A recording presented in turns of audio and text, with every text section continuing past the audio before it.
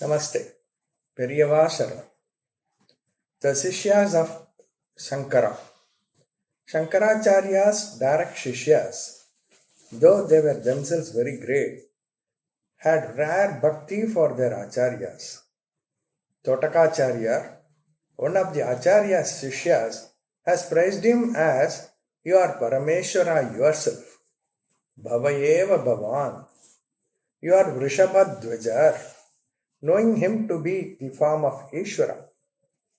Another Sishya, Padmapadar, exclaimed in the following words when Vyasa came to Acharya in the guise of an old Brahmin and held a debate. What is this? They are debating like this endlessly.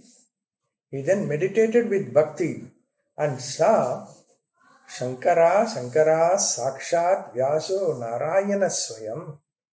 Shankara is Lord Shiva himself and Vyasa is Mahavishnu's avatar. Vyasa came in this guise and debated on the commentary, Bhashyam, which Acharya had written for Vyasa's Brahma Sutra.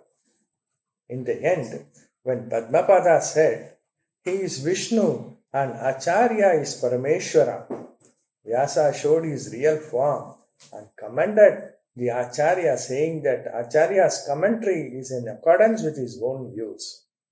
In later days, Padmapada himself elaborated on the Acharya's commentary on Brahma Sutra and annotated it. Since only 5 parts have become available to us, we call it Panchapadika. That also, when Padmapada pays Guru Vandanam, he has referred to Acharya as Parameshwara, Apurva Shankara. It is because of the greatness of his Guru Bhakti that he got the name Padmapadar. Before that, he was Sanatanar. He was a Brahmin from Tamil Nadu belonging to Chola region. Even when Acharya commenced his mission in Kasi, that is, before he completed 16, Sanatanar joined him as Sishya. Acharya wanted to complete all his commentaries by his 16th year and with that to end his life's journey, Sharira Yatra. It was at that time Vyasa came, debated with him, blessed him, and said it was not enough that he had written the commentary, but he should himself debate with scholars all over the country and establish it, and blessed him with another 16 years of life. When Acharya lived in Kasi, one day he was on the one side of the Ganga and Sanatanar was on the opposite side. Sanatanar had been drying Acharya's clothes. At that time, Acharya thought of showing to the world his Sishya's Guru Bhakti. Therefore, he had his bath on the same side where he was, stood with wet cloth, and told the Sishya who was on the other side, "Bring the dried cloths." Sanatanar got worked up with a feeling that he must immediately carry out whatever the Acharya wanted him to do. He felt very uneasy that Acharya was standing in wet cloths. When there is a surge of love or devotion, all rational thinking will go. Therefore, Sanatana could not wait for a boat. He could not see the Ganges before him, deep and flowing with waves. So how will he think of the boat? His mind was still only with the thought that the Acharya Murti was standing in wet clothes on and he had ordered him to bring dried clothes. Therefore, he got down into the river as if it was a plain, barren, hard surface and started walking. He had no thought that he would sink in the deep waters of Ganga or that even if he managed to swim, the clothes would become wet, thus defeating the very purpose of Gurunatha's command.